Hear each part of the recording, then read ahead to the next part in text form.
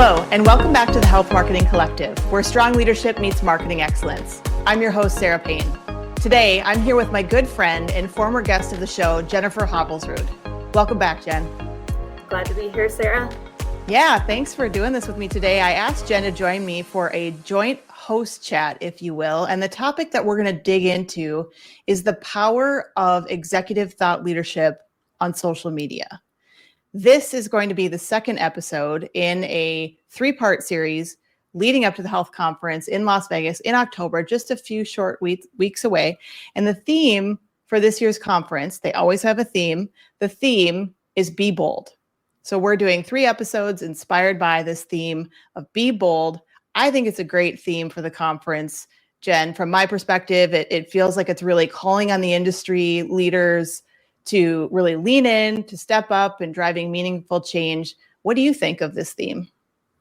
I agree, and I think it's really well timed. Not that there's maybe ever a bad time to be bold, but we know in health, it's time for some bold and innovative action. And it's, to me, that also means being boldly authentic. What do you stand for and what are you going to do? So I love it. I love that. And it's an election year. Yeah. Right. There's a lot of sort of change on the horizon, regardless of what happens in the outcome of the election. Healthcare is going to need to be a priority for the next administration. And I agree. I think being bold means standing for something that matters. Yeah, standing up for driving true and meaningful change in health outcomes. So with this framework of being bold, I wanted to talk about something that is so critically important for any brand to do if they want to be considered true thought leaders in the industry, and that is executive thought leadership on social media. I personally believe that this is an underleveraged thought leadership strategy, and it's very underappreciated in terms of how critically important it is. I think there's a lot of executives that are still not active on social media, and some who are active, but not doing it maybe in the right way or really maximizing that channel from a thought leadership perspective. I just think that if they're not contributing to and advancing critical issues within the industry on social media, it's a huge miss. What are your thoughts on that, Jen? I couldn't agree more, Sarah, and I'll be bold on this topic too, and I'd love to know what you think about it.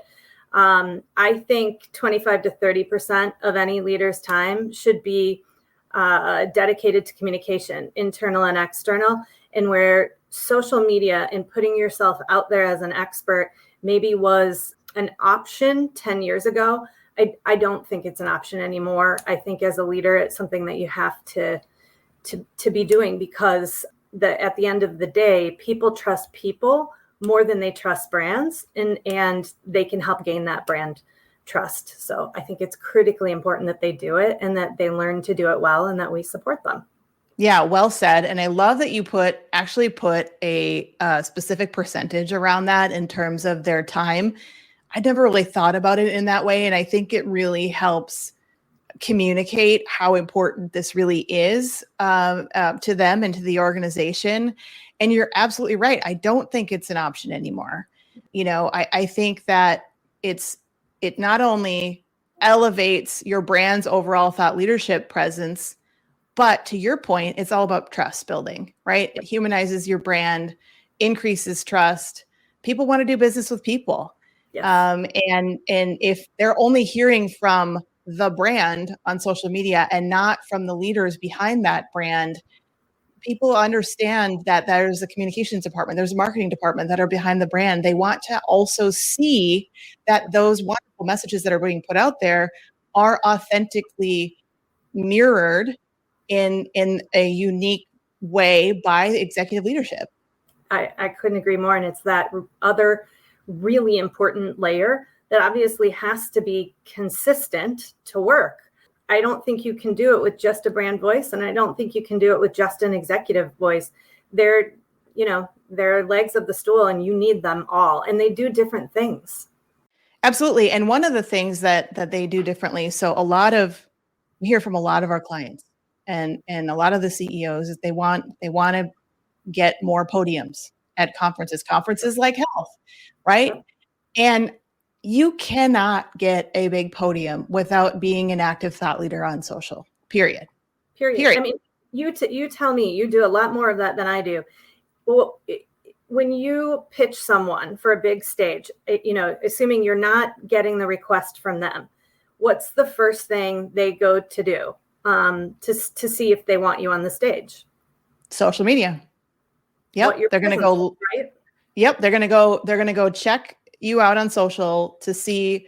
It's basically your CV. It's your resume to prove you're worthy of that stage, and they want to see that what was submitted in the speaking nomination or the proposal comes to life on social media, that this isn't just something that, the brand woke up one day and decided was going to, be a thought leader around because it's all of a sudden the cool thing to do in the industry, but there's actually proof and evidence over time of not only the brands, but the executives' authenticity to the commitment around that particular topic, whatever it is.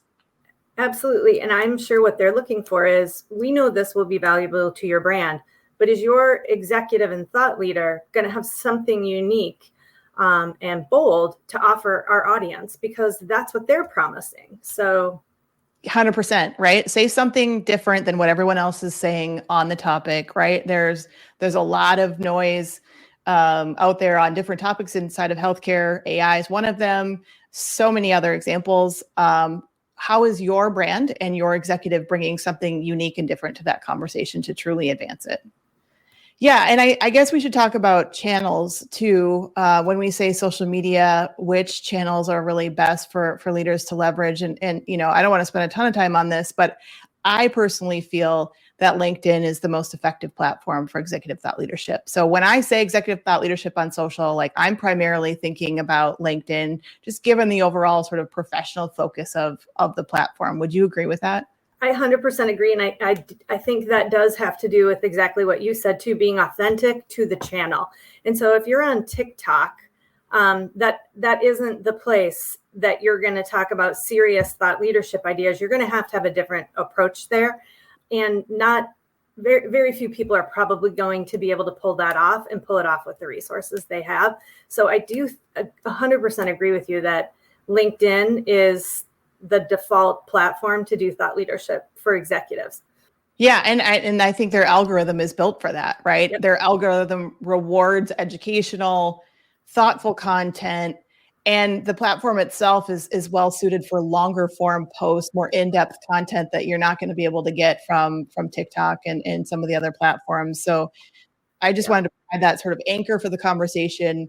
I'm really primarily today talking about LinkedIn. Doesn't mean that brands couldn't have, say, an Instagram strategy or insert other platform here. But yeah, I'm really speaking about this from a LinkedIn perspective today.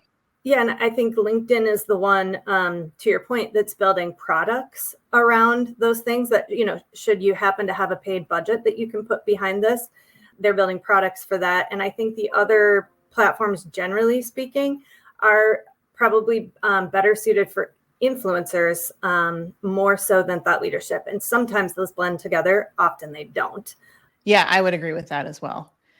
So we've talked about why we need to be doing this, but I think one of the major hurdles for most brands, most companies, is going to be, how do you convince your CEO, your executives, that it's worth devoting their time to social media? I mean, you already threw out a percentage.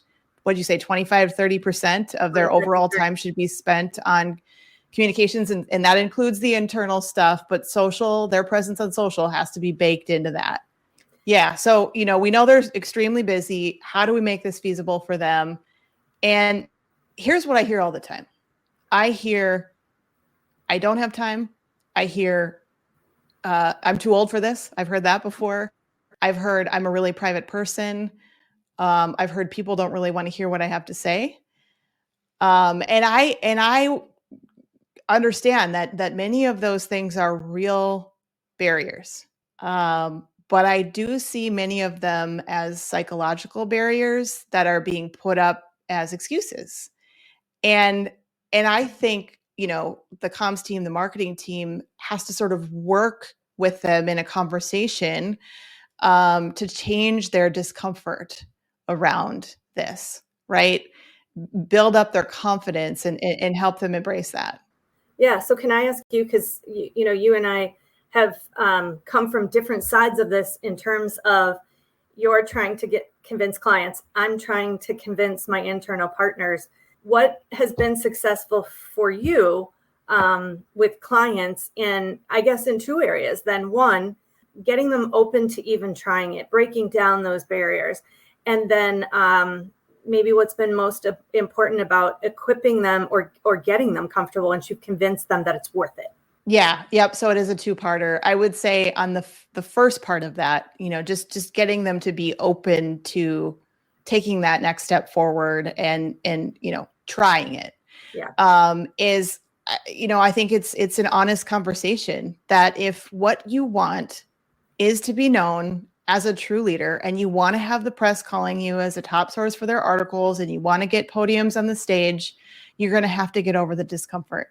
Like you're going to have to dive in with 2 feet and make this a priority. And we as a, communications team, marketing team are going to help with that, right? We're going to help source maybe some timely subjects that, they can post around and put into their own voice. But they have to trust the process. They have to say, yes, I agree. This is a priority. This is important. We're going to do this and just jump all in. Because if they kind of hang on with that hesitancy, I see that it keeps going back to that and it's just going to continue to be deprioritized. And you kind of just have to have that conversation of trust with them and just kind of get them to go, this is important. Do you agree? Can we do this together? Yep. And I think you can feel that hesitancy in their online presence if you've gotten them out there, but not fully committed. And that may come through in volume, but it may come through in tone and what, I'll go back to your theme, bold, what they're boldly willing to step into. And there's certainly a fine line there, but. Yeah. So then the second part, right? So now you've got their commitment. Yes. Okay. We're going to do this. And then they're like, well, how do I do it? Right. They need some level of, and it depends where they're at. Some people might need more training and coaching on this than others. Maybe some actually need their profile to be more updated and robust than what it is today to support that being a strong thought leadership channel for the company and for the brand. So some of that sort of tactical stuff is going to need to be worked out. But I would say a next great step with them is to help them, do a whiteboard session with them, help them document their core beliefs, in topical pillars that they're passionate about, and do that at sort of the highest strategic level of what that list is, and then help them turn that into a content strategy for LinkedIn, right? And maybe the content strategy is like, they're like, I don't, like, what is that? What is that phrasing? It's not their world, but turn it into something that feels manageable, like a posting calendar. Like you're going to do this 4 times a week and 2 of your posts are going to be about this topic. One's going to be about a company thing. And this other one's going to be about this over here. Like take their core beliefs and what they're passionate about and turn it into, this is how it fits inside of your week. I agree. And I think to me, what is most important to raise up out of what you said too is you're working with them to know their lane. Like this is what you're going to talk about. And I think that also helps them transcend brand, which makes them especially powerful online because they're talking about their core beliefs. They're talking about the issue or the thing that they're passionate about. They just happen to be doing that at work for, said employer, which also helps that brand, but it helps them to come across really authentically and more boldly when they're out using their expertise. Yeah. So step 1, getting the commitment. Step 2 is doing kind of this whiteboarding session to get their, core beliefs, their POV captured, then translate that into something that can be, seen inside of their week, and they can kind of bucket these things in their brain. And then on an ongoing basis, I think you need to create some sort of a feedback loop with them.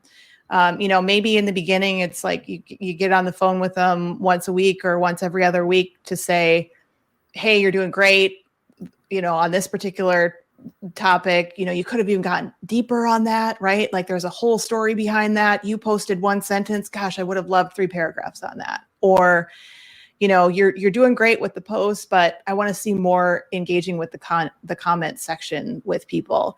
And then they can take that stuff. They're like, yeah. Because they love feedback. They really do. And I think, honestly, I don't think CEOs get as much feedback as they actually want to get. I think they're very eager and hungry for that. And I think they will take notes on that stuff and go implement it.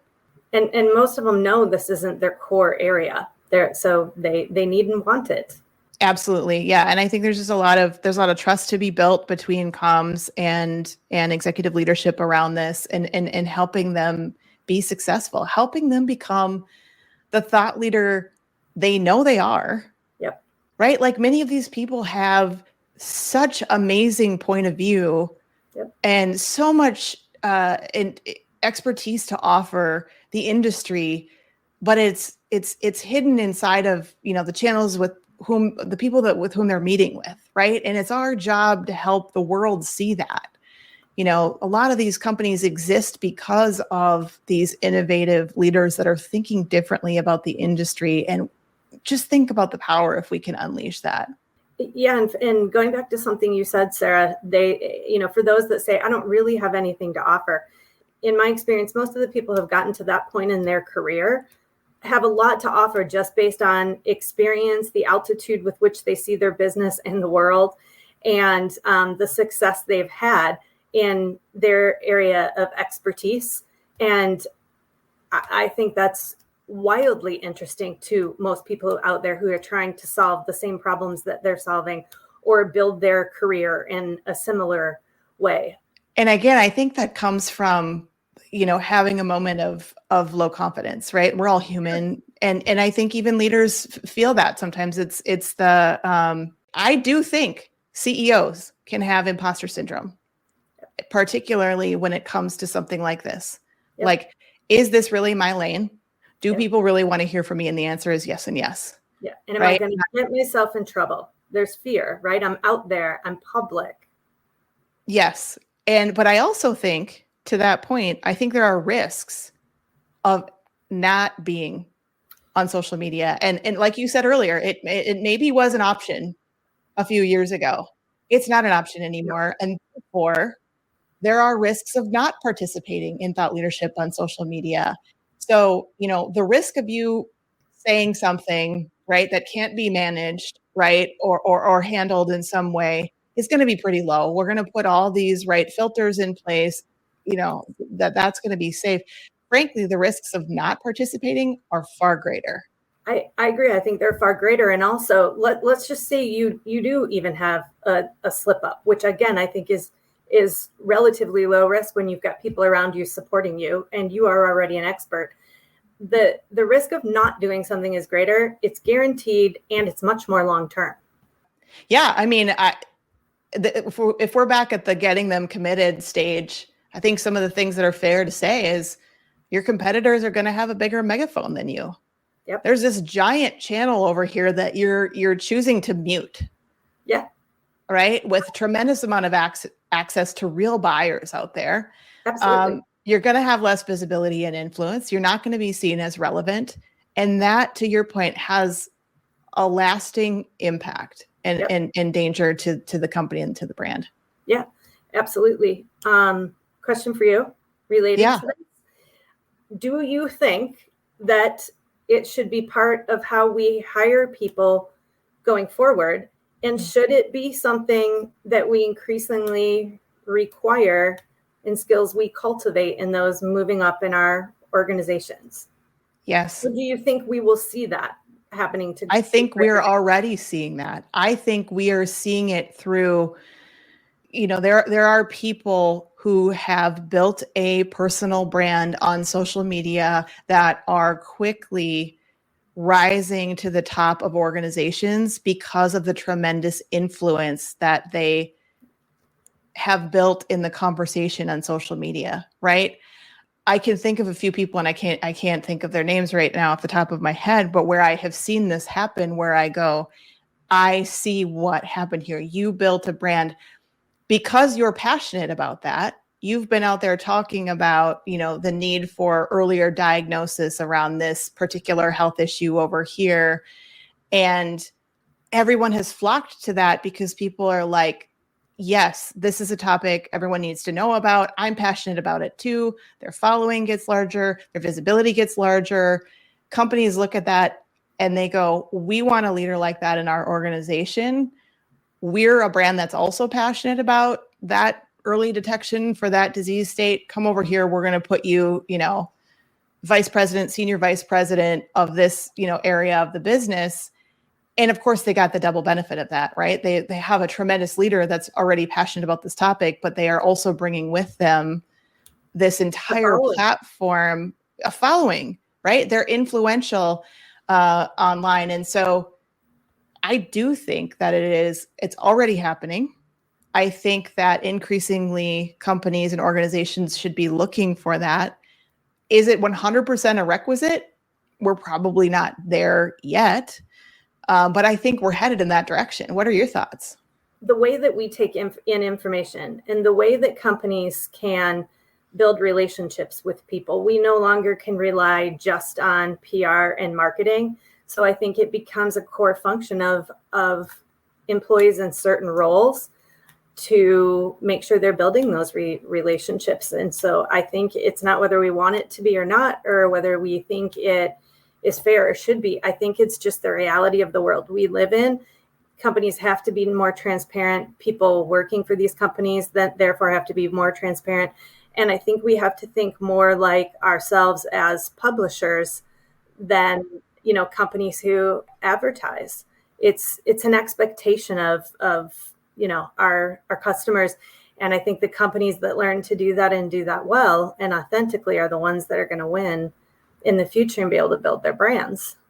And I love this notion of setting those expectations as you're looking at, your roster of future leaders and the talent pool that sits inside of your organization to say, we're looking for those that are willing to step up and become a multiplier of our thought leadership. And this is because it sets that expectation early. And now right? Yeah. And you can opt out of that. Organizations do that all over the place. These are the 10 things we look for in leaders, future leaders of our company. And if this becomes one of them, you're either in or you're out on that, and that's okay. But it allows people to think about that, whether that's them or not, and then have time to learn and do before it's prime time and you're literally stepping into the C-suite. Yeah, absolutely. We've talked for a long time, fair or not, about people who have executive presence. And I think this may become part of what just fits in there. And personally, regardless of the skills that you bring or how comfortable you are being out there, it's still relatively controlled and safe in terms of what you do put out there. I think it's easier to get someone skilled in being a thought leader on social media than it is to get someone really comfortable on stage personally. So I don't know that it's that far of a leap. Can I ask you one other question coming from the other angle?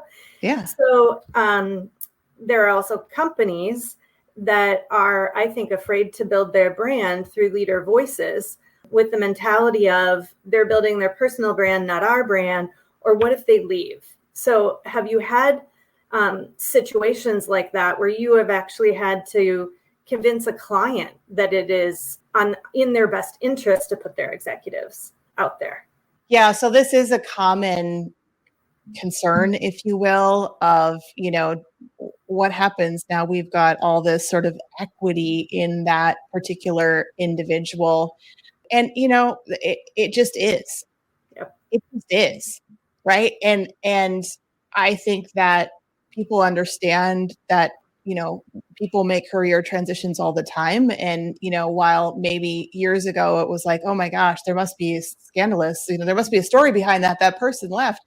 I think people understand that new opportunities come all the time. And so, and I think there's a way to sort of manage that transition and partner with that person on when they are leaving, sharing, the why and the pride that they have for the company and the work that they've done. And the idea is that there isn't just one person for your brand that is sharing thought leadership on social media, because it mitigates the risk then. If you've got multiples, then it's less risky, and partner with them upon a transitional period. And the brand should also be like, we're, saying farewell to, Jen on, our channels and off to the next thing. And, wow, thank you for partnering with us to advance the important conversation around these real issues in our industry. And they can, shout out the rest of the folks that are inside of that same, who are the other 4, 5, 6 leaders that are also doing that inside of the organization to kind of cross share follower base. I love what you said, and I'm going to repeat it if that's okay for that reason. You aren't going to keep yourself safe by staying off of social media and your executives in the back behind that. You're going to keep yourself safe by having multiple voices out there, so it isn't dependent upon one person. And I think that's a super important point. Yeah. And I like I said, I think this happens all the time, that people make transitions in their career, and we shouldn't be afraid of that. We shouldn't let that be the thing that holds us back, because guess what? It will happen. Yeah. So let's give some examples of executives who do this well inside of healthcare. Do you have some that come to mind for you, Jen, that you think do a nice job? Yeah, I think I have 2. I think there are a lot that do this and do this well and pave the path for others that do it very naturally. There are 2 women, just happen to be women, that come to mind for me in the healthcare space. So do you want me to list them and then? Yeah. Say who they are and talk about what they're doing that you think they do particularly well. Okay. And I think they're similar. Karen Lynch, who leads CVS, and Bryony Wynn, who leads Carillon Health Solutions. I think they both lead with their areas of passion, what they believe in, what's brought them to the industry. Particularly, I think Bryony is great about engaging on the subject first. So she's not out there representing the brand. She's strengthening the brand as a result, but she's good at being out there on the subject itself, being authentic and engaging with others, and being willing to carry on at least a short conversation online in a humble, authentic, real way. I love that. How about you? Well, to me, the case study on how to do this well has to be, in my mind, Dr. Sachin Jain, President and CEO of Scan Health, right? Like I say that name and you're like nodding your head. He, to me, sets the bar in the industry. He, 1 out of every, say, 10 to 15 posts is actually about his company, Scan Health, give or take. And this is pretty rare. I don't see a lot of other thought leaders or just leaders in general that can come close to getting that ratio right. A lot of executives have far more content in the promotional bucket, content about their own company, but he doesn't. And, similar to what you said about Karen and Bryony, is that his voice is really about being a champion for real change in healthcare and topics that he cares about, ethics within healthcare, good leadership traits, which frankly transcends the health industry. It's relevant to all industries. But then you'll talk about things like ageism or value-based care, health equity. And I'll tell you, this guy is on every podium. Yeah. He's on a podium at every one of the major conferences. And, it's not, what's that? It pulls people in. It's not a coincidence. No. It is not a coincidence that he's getting these podiums. No. Another one. Sorry, go ahead. Can I say one more thing? And I think that has transcended each organization that he has been with too. And those organizations have benefited from that greatly. Yeah. I just thought of another one, actually. Andy Slavitt.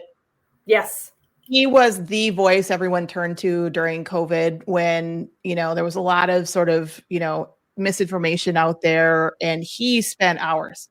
Yep.